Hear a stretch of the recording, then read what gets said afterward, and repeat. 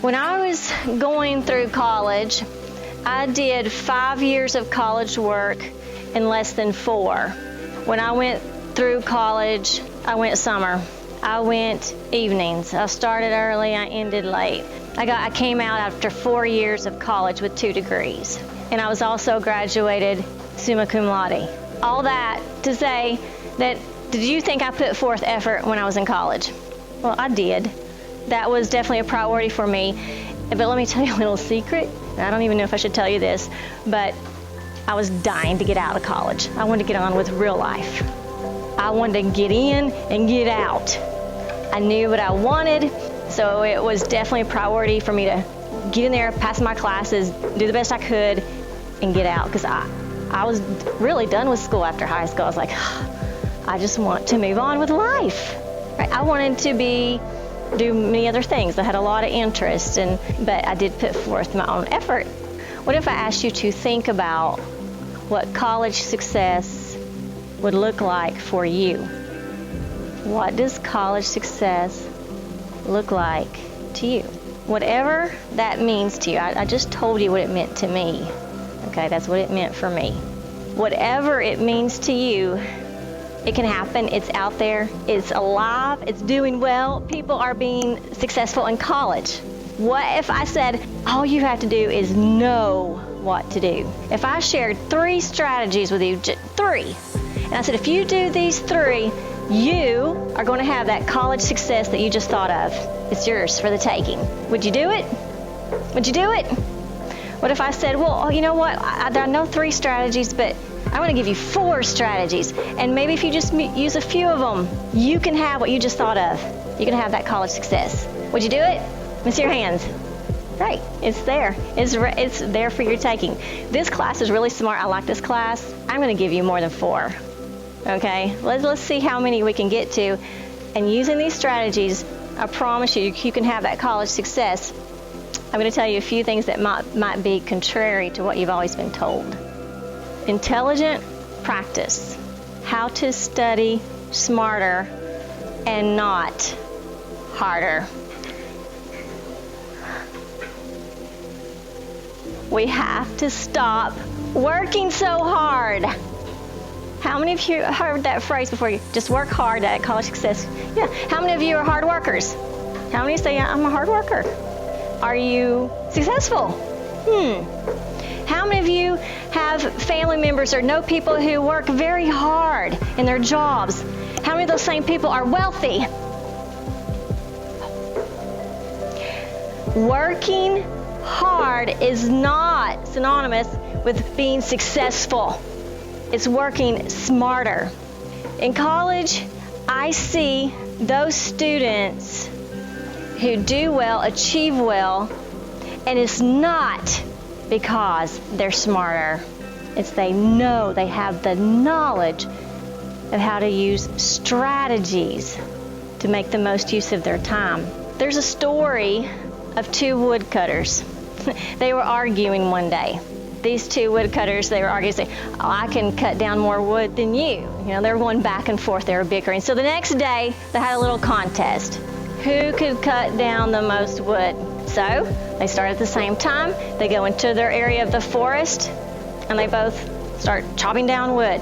Well, the first woodcutter, he's working real hard. And then after about an hour or so, he hears that the other woodcutter number 2, has quit. Well, he doesn't hear anything. This is my chance to get ahead. Keeps chopping wood, going. Well, about after 10 minutes, that second woodcutter joins in, and he's cutting wood again. After about another hour, the first woodcutter hears that the second one has quit again. Not chopping wood. He's starting to smell victory. Well, this is, I'm going to keep working harder. I'm going to cut more wood.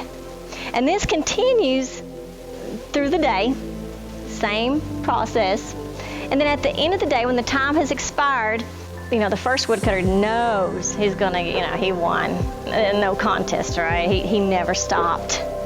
He was surprised to find out that he was mistaken. He had actually lost. The second woodcutter had achieved more, cut down more wood. I said, how can that be? That's impossible. You kept stopping. I never stopped.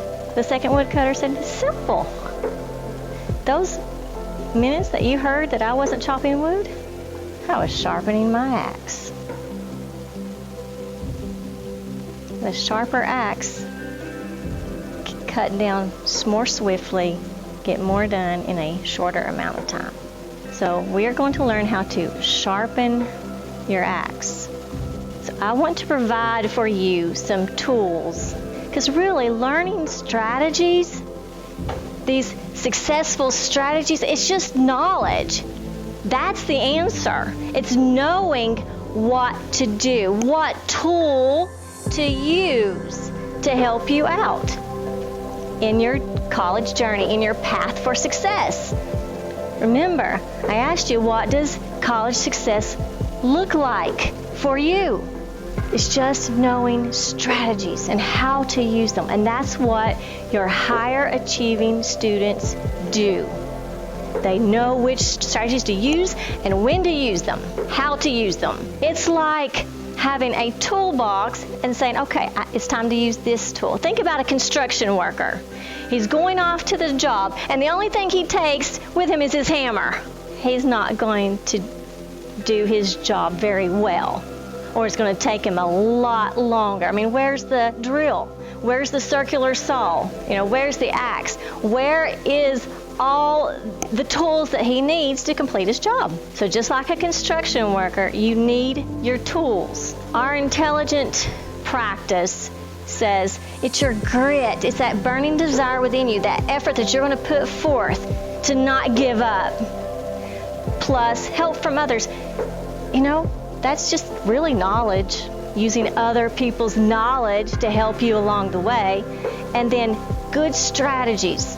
Let's learn some tools, a plan, good strategies, and that is intelligent practice. That's smart. That's working smarter. One tool, and it seems very basic, is attendance. Now what? One tool in your toolbox. Attend all classes, every single class. Be there. Be on time. That is so simple. The only exception is if it's a real emergency or if you're sick. When you get this taste of freedom, it is so tempting. I've got a freedom. That instructor doesn't take attendance. It's not that important. I'll just catch up on my notes later. And if you skip a class, I'm talking skip one, it's like a bad habit. Once you get a taste of it, you want to continue it. Don't do that. Be in your seat 5 to 10 minutes prior. You know why? You get settled in. You're not rushed. You're not coming in the door at the last minute. Gives you time to settle, gives you time to look at last class's notes and review. Oh yeah, that's what we talked about last. Do I have everything ready? It just gives you that few moments that you need, and stay to the end. Don't get up and go to the bathroom and then just vanish into the abyss and never come back. You need to take care of bathroom breaks, snack break, all that before or after class. And a big advantage of being in class every single time is that it cuts study time later. There's nothing like being in class, seeing it, hearing the instructor, being there. Have you ever seen a video of somebody showing you what a fireworks display? Okay, nice video, but it's not like being there in person and experiencing it live. So you need to be there. You need to experience class live. You cannot make it up in any way. And another thing about that is that sometimes the professor gets off on something else. There's other information that you would have missed that you can't catch up by going online and trying to find notes or something like that. So be in class. Classroom positioning. You cannot control what class you're in, the classroom itself. You cannot control the environment and how it's set up. But what you can control is how you adapt to that environment. You can control certain issues within the classroom, and that's pertaining to you. First of all, and it depends on the classroom setup, but sit towards the front and center. There's reasons for that. Why do you think you should sit toward front and center? Why? Pay attention. Be more focused. You have direct observation of what's going on up on the screen from the instructor. You have a tendency to be present, listening better. Sometimes furniture in the room will block your view if you're not front and center. Also, you have your own comfort zone. I get that. If you're a tall person and it's a lecture style classroom with rows of seats, and it cramps you to be like in a middle of the aisle, then maybe still towards the front, but maybe an aisle seat would be best for you. We can kind of stretch out the legs. So depending on your own comfort zone, make it to where you're comfortable, yet you can still have the best view of everything. Where you sit should elevate your stress level just a little bit. If you're right in front of the instructor, you're probably going to be doing what you're supposed to be doing. Further, the seat that you're in right now, I bet you have been sitting there since the first day of class. I will try to move you just a little bit, because when you move seats or change seats, and you can do this in your other classrooms, your alert level goes up just a tad. And that's good. You need to be more alert. Don't get too cozy, too comfortable where you are. And lastly, I want to say avoid distraction areas. I have found in my experience that distraction areas are toward the back and corners. Could be a window to the world. Maybe that's your distraction area. Or being near the door where you can hear hallway noises. Is that a distraction area for you? Other classmates can be a distraction for you. You always have those few who want to pull out their cell phone, right? And that's a distraction. Or tap those long fingernails. Or even snore. If you get in a situation where you are around other classmates that are distracting to you, move. Why are you here? Remember your purpose? Why are you here? Remember that college success that you thought about and that you want to achieve? Take actions that you can control to make sure that you can get there. So that classroom position is a great tool. Note-taking is a strategy that students will learn how to use to the best that they can. There are many resources you can look up and figure out that will give you hints. Whatever note system you use, make sure it is organized. It is systematic. And let me say this, when you take notes, it's notes. It is not, do not try to sit there and write down every single word that is said or every sentence that is shown on the screen. You can't do it. You have to be fast when you're taking notes, but you also have to be legible. So make sure it's very clear and you're complete as you can get. Now, when you are writing your notes, use some type of concept mapped, Webb's, Cornell notes, which I highly recommend. So learn how to do these because, again, your study time is almost cut in half when you take good notes in class. You're in class anyway.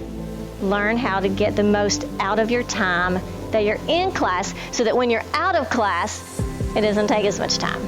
Trust me, I was trying to move through college. I was using every tool I could think of because I wanted life. When you are taking notes, and I'm going to read these, are just kind of small.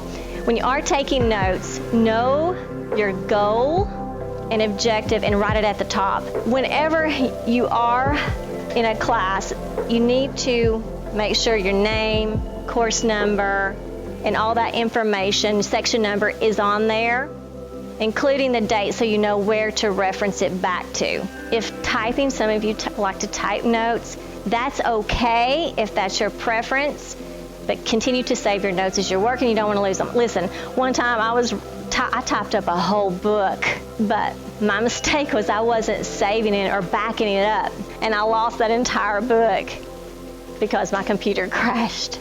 I learned from my mistake on that. Always, whatever note system you choose to use, add a few summary statements at the end to make sure, okay, this is what my takeaway is, and then ask questions immediately if you can, right after it, because you say, oh, wait a minute, that wasn't clear, I need to ask, or it's right after class, as soon as you can, to find out more information. When you're taking notes from the screen or from the lecturer, a video, or demonstration, keep consistent, keep the same pattern of note taking. If you're using the Cornell Notes method, continue to use that with whichever notes you're taking, screen, lecturer, video. Two great tools that'll work from elementary to way in adulthood is the concept of preview and review. Preview is looking at something ahead of time to see what's coming up. You've got that textbook, you know in class that you're going to be hitting the next chapter, so before class, look at it. Or if you came in early to class, that 5 to 10 minutes early, you've got a few minutes there to look ahead. First, it gives you an idea of what's coming. It's almost like hearing it for a second time because you've already looked at it. Your mind is ready to receive information about it. It will help you in guiding how your note structure will go because you've already previewed the material. You've looked at the length of it. You know how many headings are there. It only makes sense. And if, as you're just quickly glancing over it, you have a question about something, if it doesn't get covered, you remember that question, you are going to focus more, you're going to ask questions. And then on the other side is review. When you review, it's looking back over what you just did. So when you write that summary statement on your notes, don't put your pencil down and shut your notebook and I'm done. That you're not. Just quickly go back, review your notes, what you just wrote down, what you just did, or the material that you just read. Look it over again. And when should you do this? Immediately, right after a class. Immediately. When everybody else is rushing for the door, you sit there and you review. And another couple of points about this, it guides you where, okay, I need to look into this more, I need to go, this is what I need to study. Or, oh man, I left some gaps here. Let me go ask the professor before class is over because I left a space, I forgot to put that word in. What was that word again? I'm going to go find out. These are fantastic tools. Use them for every single class. Being engaged, it means being fully present, fully alert in class. You're ready? You got to get that mindset. I'm here to learn. You're in class anyway. Use it. You have to be actively listening, actively thinking and processing what you're hearing, thinking about it, going through your mind, processing it, discussing it, participating in discussion, asking any questions as you go, or writing them down so you can ask later. But you gotta be there. You just use that time. You're in class, use it wisely. That is a tool that's often overlooked. Don't sit back there and let your mind wander off. You have to just have that mental note. I'm listening and I'm processing what I'm listening. I'm learning while I'm sitting here. One of the most smart things you can do is create an effective study session. My students who pass do this. The students who finish college early do this. A lot more free time. Actually, give time to this. You need to create an effective study session. What does that mean?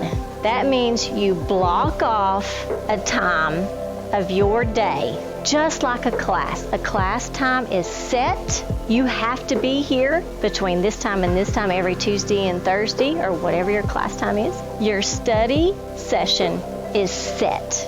When do you study? It's a block of time that you put on your calendar and nothing interferes with it. Make it a maximum of 2 hours. If you need to create more study sessions, that's fine.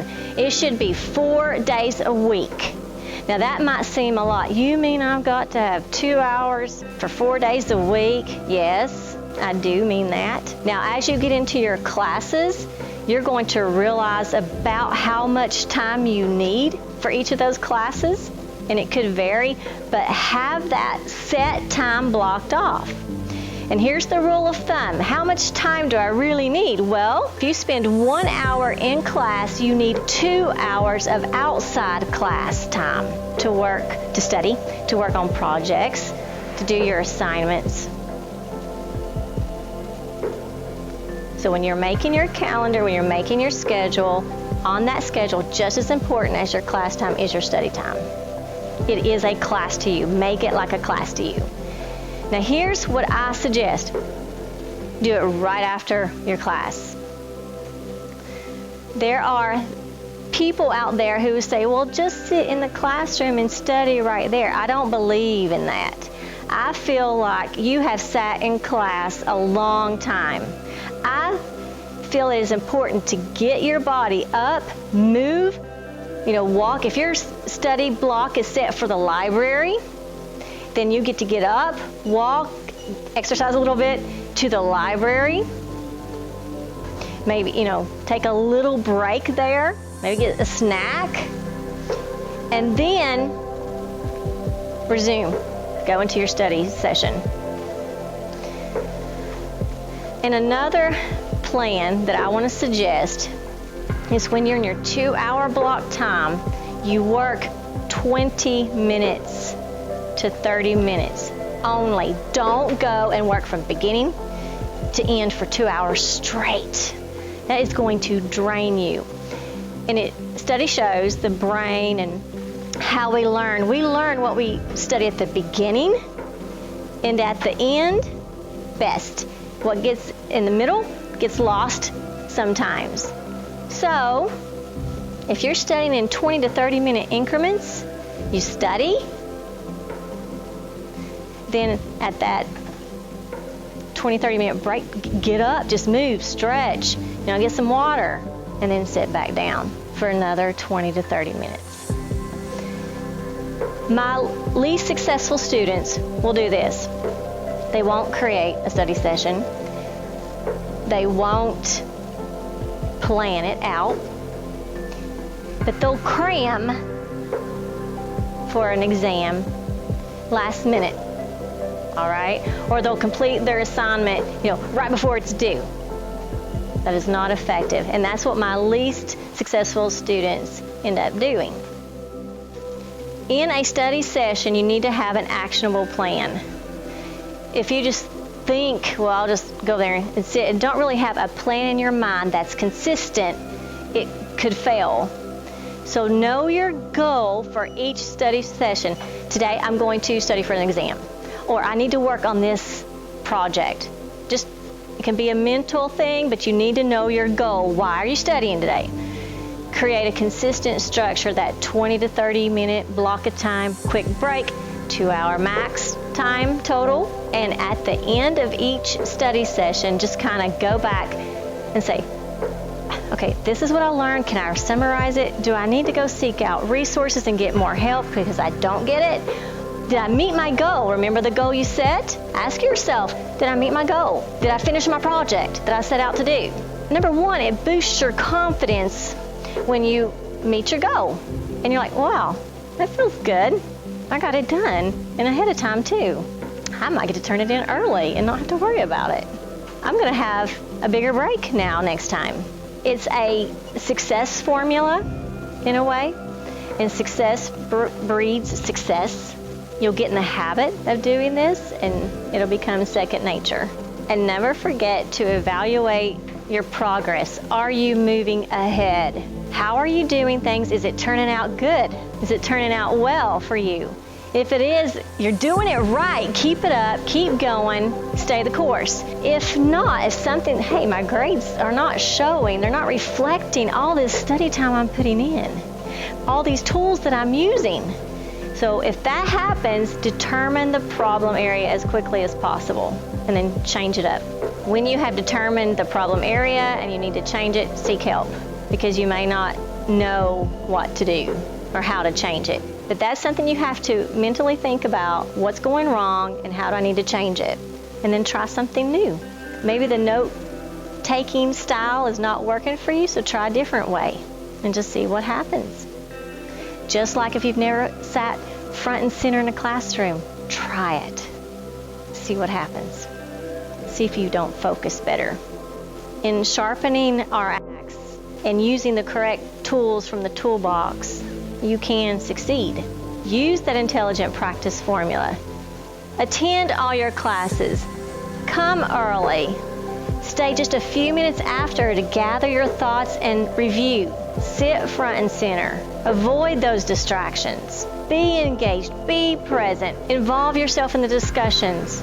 Take your focused notes. Create consistent, structured study sessions.